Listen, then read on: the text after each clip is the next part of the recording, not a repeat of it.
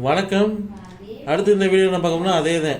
கீழே பார்த்தீங்கன்னா தெரியும் CCS4, அதாவது குரூப் 4 2022 கேட்ட அடுத்த அறிவியல் கேள்வி. இதில் பாருங்கள், தமிழ்லேயே பார்த்துருவோம். ஒரு மின் சுற்றில் உள்ள மின்கூறுகளை அதன் பயன்பாட்டுடன் சரியாக பொறுத்துக. சரிங்களா? மின் கூறுகள் கொடுத்துருக்காங்க, அதில் அதோட பயன்பாடோட சரியாக பொறுத்து வச்சுருக்காங்க. இப்போ கால்வனா மீட்டர், அதுக்கு நேரம் மின் சுற்றில் பாயும் மின்னோட்டத்தின் அளவை நிர்ணயம் செய்ய பயன்படுகிறதுன்னு கொடுத்துருக்காங்க. அப்போ இந்த கால்வனா மீட்டர் அதுக்கு தான் பயன்படுத்தினா நேருக்கு நேரம் கொடுக்கலாம், தப்பு இல்லை. பொறுத்த வரைக்கும் மாற்றிதையும் கொடுக்கணுங்கிற அவசியம் கிடையாது. நம்மளை அவங்க குழப்பறதுக்காகவே நேருக்கு நேராகவும் கொடுக்கலாம். ஆனால் சரியாக தெரிஞ்சாதே அதை நம்ம நிர்ணயம் செய்ய முடியும். சரிங்களா? அடுத்து வோல்ட் மீட்டருக்கு மின்னோட்டத்தை அளவிட கொடுத்துருக்காங்க. அம்மீட்டர் மின்னழுத்த வேறுபாட்டை அளவிட கொடுத்துருக்காங்க. மின்தடையாக்கி மின்னோட்டம் மற்றும் அதன் திசையை கண்டறியன்னு கொடுத்துருக்காங்க. சரிங்களா? அப்போ இந்த பொறுத்துகளில் எது சரியாக புரிஞ்சிருக்கு, இல்லை எல்லாமே மாறி மாறி இருக்கான்னு படிச்சிருந்தாதே தெரியும். இப்போ என்னோட ஆன்சர் பிரகாரம் இது பார்த்தீங்கன்னா கால்வனா மீட்டர் எதுக்கு பார்த்தீங்கன்னா, கால்வனா மீட்டருங்கிறது 4 வரும். அதாவது ஏக்கு 4 மின்னோட்டம் மற்றும் அதன் திசையை கண்டறிய, அதுதான் கால்வனா மீட்டர். இதுதான் ஏ. அடுத்து பி என்னது? Volt metre. வோல்ட்டுனாலே மின்னழுத்தத்தின் அளவு தான் வோல்ட்டு. மின்னழுத்தத்தின் அலகு வோல்ட். அப்போ இங்கே என்ன இருக்குது? இந்த மின்னழுத்த வேறுபாட்டை அளவிட இருக்கா, அதுதான் என்னது? பி. அடுத்து அம்மீட்டர் எதை அளக்க பயன்படுகிறதுனா மின்னோட்டத்தை அளக்க பயன்படுகிறது. அம்மீட்டர் மின்னோட்டத்தை அளவிட. அப்போ இந்த அம்மீட்டர் மின்னோட்டத்தை அளவிட. அப்போ என்ன இது வரும்? சி. அடுத்து மின்தடையாக்கி மிச்சம் ஒன்று தான் இருக்குது. அது தெரிஞ்சாலும் ஒன்று தான், தெரியாதனாலும் மிச்சம் இருக்குது அதுதான். அது என்னென்னா மின்தடையாக்கிற மின் சுற்றில் பாயும் மின்னோட்டத்தின் அளவை நிர்ணயம் செய்ய பயன்படுகிறது அப்படின்னு சொல்லி கொடுத்துருக்காங்க. அப்போ என்ன அது ஆன்சர்? ஒன்றுக்கு ஏ, ஏக்கு 4, பிக்கு 3, சிக்கு 2, டிக்கு 1. 4, 3, 2, 1 தலைகீழாக வருது. அப்போ ஃபர்ஸ்ட் ஆப்ஷன் ஏ அதுதான் மிகச்சிறிய சரியான பதில். இவங்க ஏற்கனவே குறிச்சிருக்கவங்களும் அதே தான் கரெக்டாக குறிச்சிருக்காங்க. அப்போ இது ஒரு சரியான ஆன்சர். இப்போ இது பார்த்தீங்கன்னா ரைட்டு, இதெல்லாம் எங்கேருந்து எடுத்திருக்காங்க அப்படின்னு பார்த்தீங்கன்னா, இதுவும் என்னன்னா 10ஆம் வகுப்பு 10th சயின்ஸ்லேருந்தே எடுத்திருக்காங்க. 4வது பாடம் மின்னோட்டவியல்ங்கிற பாடத்தில் 10th 4வது பாடம் மின்னோட்டவியல் பாடத்தில் எடுத்திருக்காங்க. இதில் பாருங்கள், 10th புக்கில் பாடம் 4.2 இருக்கா, மின் சுற்று. அந்த மின்கூறின் பயன்பாடுன்னு கொடுத்துருக்காங்க. அப்போ இதை ஒரு பொறுத்துகளில் கேட்டிருக்காங்க. பாருங்க, இந்த புக்கை கூட நான் காமிக்கிறேன். 10ஆம் வகுப்பு அறிவியல் 10ஆம் வகுப்பு அறிவியல் பாடத்தில் 4வது பாடத்தில் இந்த அட்டவணையிலேருந்து கேட்டிருக்காங்க. சரிங்களா? இப்படியும் கேட்கலாம். அடுத்த இன்னொரு எக்ஸாம்பிள் என்ன கேட்கலாம்னா, இந்த மின் கூறு கொடுத்துட்டு அதோட குறியீடு கேட்கலாம். இந்த அட்டவணைங்கிறது ரொம்ப முக்கியமான அட்டவணை. அதனால நம்ம இதை இப்பயே நம்ம விரிவாக பார்த்துடலாம். சரிங்களா?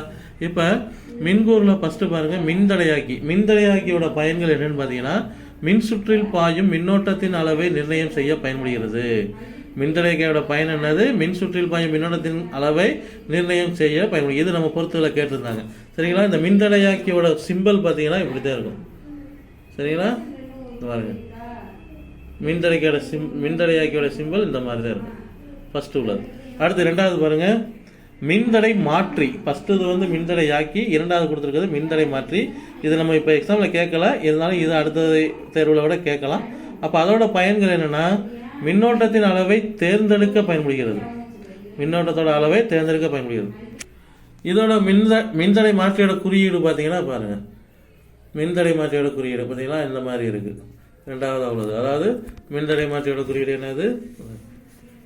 இதே மின்தடை மாற்றியோட குறியீடு. மின்தடை மாற்றி இது மின்தடையாக்கி, இது மின்தடை மாற்றியோட குறியீடு. சரிங்களா? அடுத்து 3வது பாருங்க, அம்மீட்டருங்கிறது எதாவது மின்னோட்டத்தை அளவிட. அது நம்ம TNPSசியில் கேட்டிருந்தாங்க. இதுக்கு என்னன்னு பாருங்க, நீட்டாக ஒரு ரவுண்டு போட்டு ஏ, 2 பக்கம் கோடு. அம்மீட்டர்னா ஏ, இது ஞாபகம் வச்சுக்கலாம். அடுத்து பாருங்க, வோல்ட் மீட்டர் மின்னழுத்த வேறுபாட்டை அளவிட.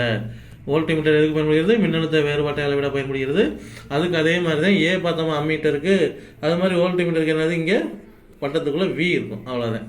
அடுத்து பாருங்க, கால்வனா மீட்டர் நமக்கு பொறுத்துகளை கேட்டிருந்தாங்க. மின்னோட்டம் மற்றும் அதன் திசையை கண்டறிய. மின்னோட்டம் மற்றும் அதன் திசையை கண்டறிய. இதுக்கு பார்த்தீங்கன்னா கால்வனாமீட்டர்னால ஜி நடுவில் என்ன இருக்கும், வட்டத்துக்கு நடுவில் ஜி. அம்மீட்டருக்கு ஏ, வோல்ட்மீட்டருக்கு வி, கால்வனாமீட்டருக்கு ஜி. அடுத்து பாருங்க டயோடு. இந்த டயோடு எங்கே பயன்படுனா மின்னணு கருவிகளில் பயன்படுகிறது. மின்னணு கருவிகளில் பயன்படுகிறது. அதுக்கு சிம்பிள் பார்த்தீங்கன்னா இந்த மாதிரி தான், முக்கோணத்தை படுக்க போட்டு அதுக்கு மேலே கோடுகளாக அந்த மாதிரி வருது. இதை நல்லா பார்த்துக்கணும். டயோடு சிம்பிள் இந்த மாதிரி இருக்கு. அடுத்தது பாருங்க ஒளிமின் டயோடு. ஒளிமின் டயோடுனா எல்இடி. ஒளிமின் டயோடு 7 துண்டு காட்சி பலகையில் பயன்படுகிறது. 7 துண்டு காட்சி பலகையில் பயன்படுகிறது ஒளிமின் டயோடு. இப்போ அதில் வெறும் டயோடு. இப்போ பாருங்க இந்த டயோடில் இது மாதிரி கொடுத்துட்டு அதுலேருந்து 2 ஆரோ மார்க்கு மேலே போகிற மாதிரி கொடுத்துருக்காங்க. பாருங்க 2 ஆரோ மார்க்கு மேலே போகிற மாதிரி கொடுத்துருக்காங்க. சரிங்களா? அதே மாதிரி இந்த பாருங்க முக்கோணம், அது எல்லாமே ஒரே மாதிரி தான் இருக்குது. 2 ஆரோ மார்க் ஒளிமின் டயோடுங்கிறனால இதை 2 ஆரோ மார்க்கு மேலே போகுது. அதனால் பார்த்துக்கணும். அடுத்து தரை இணைப்பு. தரை இணைப்பு எர்த்துன்னு நம்ம சொல்லுவோம்ல, தரை இணைப்பு எர்த்து. மின் சாதனங்களை பாதுகாக்க பயன்படுகிறது. மின்னழுத்தத்தை அளவிட குறிப்பு புள்ளியாக செயல்படுகிறது. மின் சாதனங்களை பாதுகாக்க பயன்படுகிறது. மின்னழுத்தத்தை அளவிட குறிப்பு புள்ளியாக செயல்படுகிறது. இந்த பாருங்க மேலே கோடு போட்டு கீழே 3 கோடு அப்படியே சின்ன சின்ன கோடாக வருது. ஃபஸ்ட்டு பெரிய கோடு, அடுத்து சின்ன கோடு, அதுக்கப்புறம் அதை விட சின்ன கோடு. இதுதான் வந்து எர்த்தை குறிக்கக்கூடிய சிம்பல். சரிங்களா? இப்போ இதுதான் இந்த இதில் நம்ம பார்த்தது. பாருங்கள் இதில் மின்கூறும் மின்கூற்றின் பயன்பாடும். அதில் மின்தடையாக்கி வந்து மின் சுற்றில் பாயும் மின்னோட்டத்தின் அளவை நிர்ணயம் செய்யப்படுகிறது, அதோட குறியீடு. மின்தடை மாற்றி மின்னோட்டத்தின் அளவை தேர்ந்தெடுக்க பயன்படுகிறது, அதோட சிம்பல். அடுத்து அம்மீட்டர் மின்னோட்டத்தை அளவிட, அதோட குறியீடு. வோல்ட்மீட்டர் மின்னழுத்த வேறுபாட்டை அளவிட, அதோட குறியீடு. கால்வனாமீட்டர் மின்னோட்டம் மற்றும் அதன் திசையை கண்டறிய, அதோட குறியீடு. டயோடு மின்னணு கருவியில் பயன்படுகிறது, அதோட குறியீடு பார்த்தோம். ஒளிமின் டயோடு 7 துண்டு காட்சி பலகைகளில் பயன்படுகிறது, அதோட சிம்பல் பார்த்தோம். தரை இணைப்பு மின்சாதனங்களை பாதுகாக்க பயன்படுகிறது. மின்னழுத்தத்தை அளவிட குறிப்பு புள்ளியாக செயல்படுகிறதுன்னு பார்த்தோம், அதோட குறியீடையும் பார்த்தோம். இதுதான் வந்து மின்கூறின் பயன்பாடு, அதோட குறியீடுன்னு சொல்லி பார்த்தோம். இது வந்து 10ஆம் வகுப்பு பொதுத் தேர்வுலையும் இந்த மாதிரி கேள்விகள் இடம்பெறுது.